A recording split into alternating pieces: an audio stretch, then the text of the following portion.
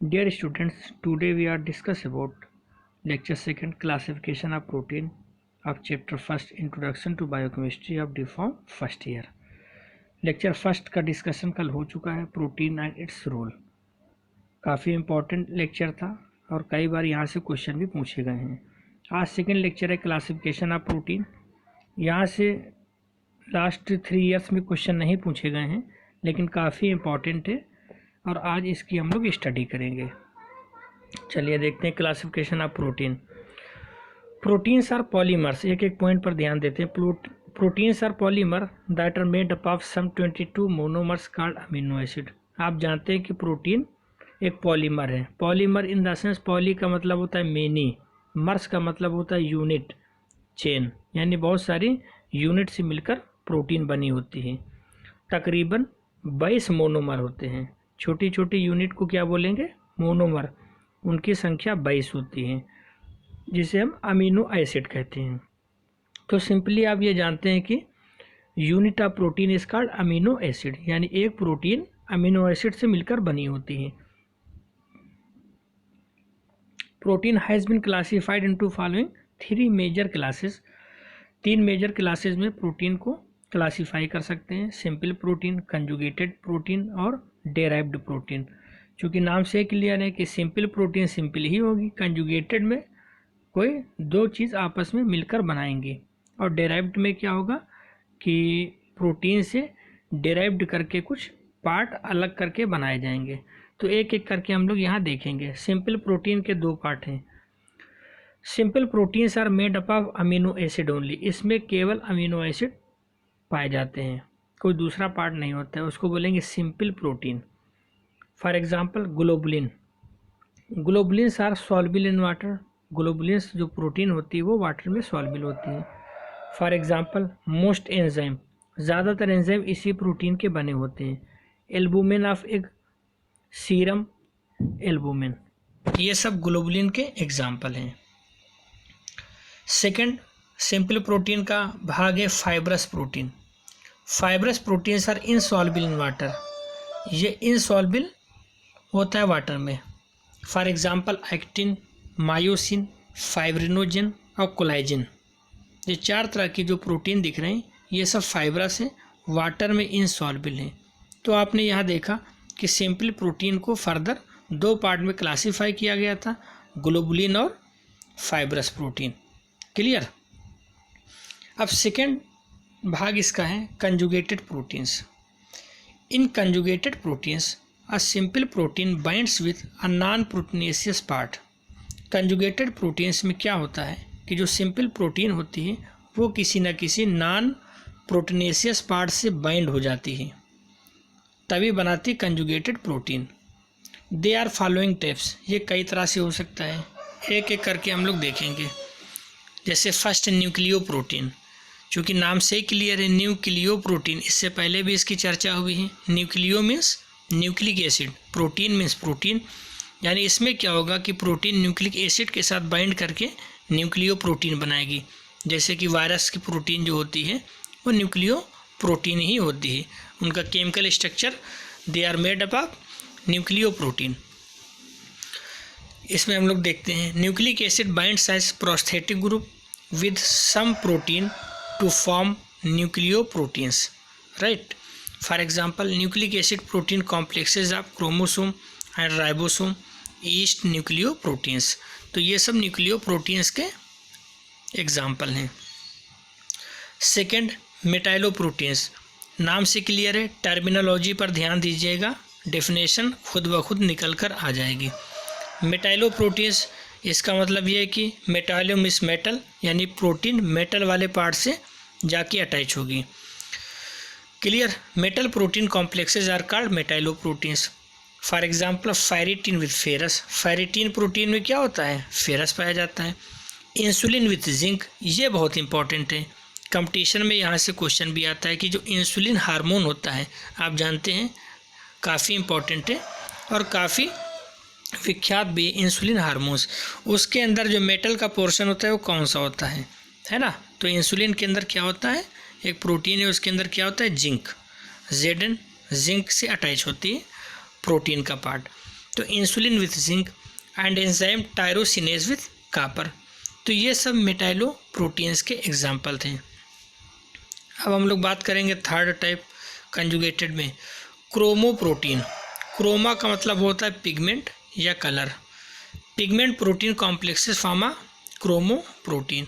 For example chromoproteins are haemoglobin, cytochrome और flavoprotein. जब online study की जा रही थी तो यहाँ से हमने क्रोमोप्रोटीन एग्जाम्पल में पूछा था, बहुत सारे बच्चों ने गलत किया था। तो यहाँ फिर से एक बार समझ लीजिए क्रोमोप्रोटीन का क्या मतलब होता है। ऐसी प्रोटीन जो कलर को प्रोड्यूस करें। तो आप जानते हैं haemoglobin, red colour of blood जो दिखता है वो हीमोग्लोबिन हीम के कारण दिखता है। हीम मतलब फेरस के कारण। तो ये हीमोग्लोबिन क्रोमोप्रोटीन का एग्जाम्पल है। Clear? Haemoglobin HB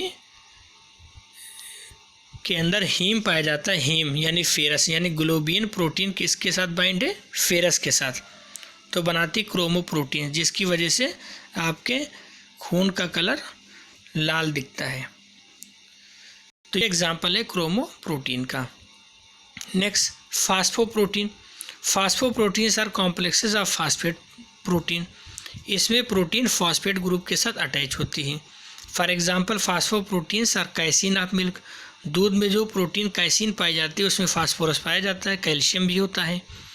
ओवोविटेलाइट of egg yolk. Ovovitellin of egg yolk, egg yolk यानी यॉक जो प्रोटीनेसियस पार्ट होता है उसके अंदर भी फास्फेट पाया जाता है। तो ऐसी प्रोटीन जिसके अंदर फास्फेट ग्रुप अटैच होता है उस प्रोटीन को बोलते हैं phosphoproteins. For example casein of milk या यॉक। राइट। लास्ट वन है ग्लाइकोप्रोटीन। सेकेंड लास्ट है ग्लाइकोप्रोटीन एंड म्यूकोप्रोटीन। ग्लाइको का मतलब ही होता है कार्बोहाइड्रेट, म्यूको का मतलब ही होता है carbohydrate. They are carbohydrate protein complexes. Mucin of saliva. Saliva के अंदर जो म्यूसिन होती है,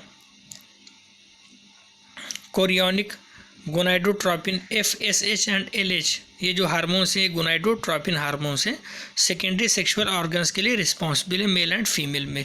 तो ये जो प्रोटीन होते हैं ये कार्बोहाइड्रेट के साथ बाइंड करके म्यूको प्रोटीन या ग्लाइकोप्रोटीन बनाती है। क्लियर? अब लास्ट वाला भाग इसका है लाइपोप्रोटीन। लाइपोप्रोटीन नाम से क्लियर। लाइपो का मतलब लिपिड, प्रोटीन का मतलब प्रोटीन, यानी प्रोटीन इसमें लिपिड के साथ बाइंड करेगी।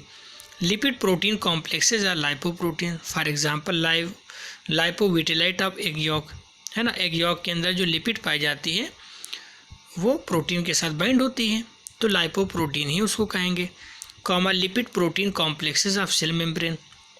सेल मेम्ब्रेन में आप जानते हैं प्रोटीन और लिपिड दोनों पाई जाती है, तो वहाँ की प्रोटीन को क्या बोलेंगे? लाइपोप्रोटीन, क्योंकि वो प्रोटीन लिपिड के साथ अटैच होती है, बाइंड होती है। तो इस तरह से 6 पार्ट थे कंजुगेटेड प्रोटीन के। सबसे पहले आपने सिंपल पढ़ा। सिंपल के 2 पार्ट थे, ग्लोबिन और फाइब्रस। सेकेंड कंजुगेटेड पार्ट जिसके 6 पार्ट थे। और अब लास्ट वन हम लोग पढ़ेंगे डेराइव्ड प्रोटीन्स। थर्ड क्या है? Derived proteins. Derived proteins are formed after partial digestion of natural proteins of food. Derived proteins का क्या मतलब होता है?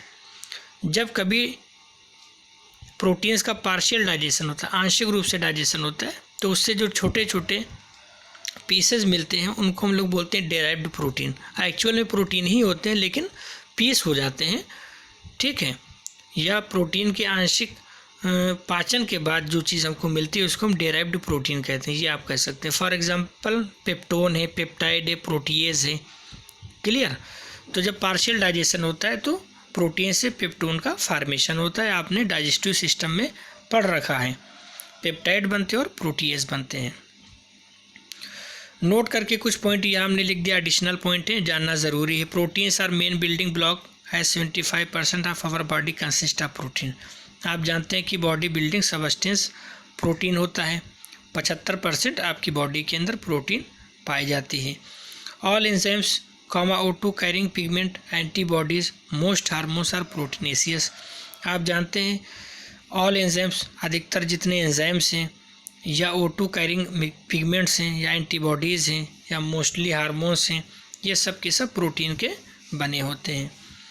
Next cheap source of protein are milk, egg, fish, meat, pulses and cereal. Cereal का मतलब अनाज होता है, पल्सेस का मतलब दाल होता है, बाकी सब आप जानते हैं। तो ये सब मुख्य रूप से सोर्सेज हैं प्रोटीन के। Milk, egg, fish, meat, pulses and cereal. Daily requirement of protein of a moderately active mind is 55 gram. Daily हम लोगों को 55 ग्राम प्रोटीन लेना चाहिए। Caloric value of protein is 5.65 kilo calorie. Caloric value इसकी कितनी, 5.65 kilo calorie. Structural unit of protein is amino acid. Amino acid इसकी basic unit होती है। तो ये कुछ एडिशनल पॉइंट थे।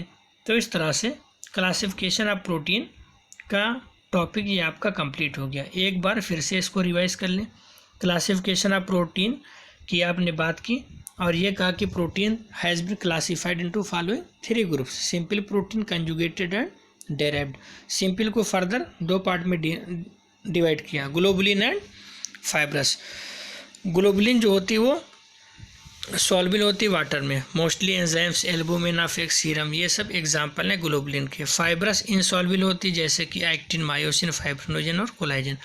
कंजुगेटेड प्रोटीन के 6 भाग हैं, यानी इसमें क्या होगा कि जो प्रोटीन का पार्ट होगा वो किसी न किसी नॉन प्रोटीनेशियस पार्ट से अटैच होता है, यानी किसी न किसी मेटल से भी अटैच हो सकता है और भी पिगमेंट से भी अटैच हो सकता है। तो अकॉर्डिंग टू जिससे भी अटैचमेंट होगा उसके हिसाब से उसका नाम दिया जाएगा, है ना। इसमें 6 तरह के आपने देखे थे।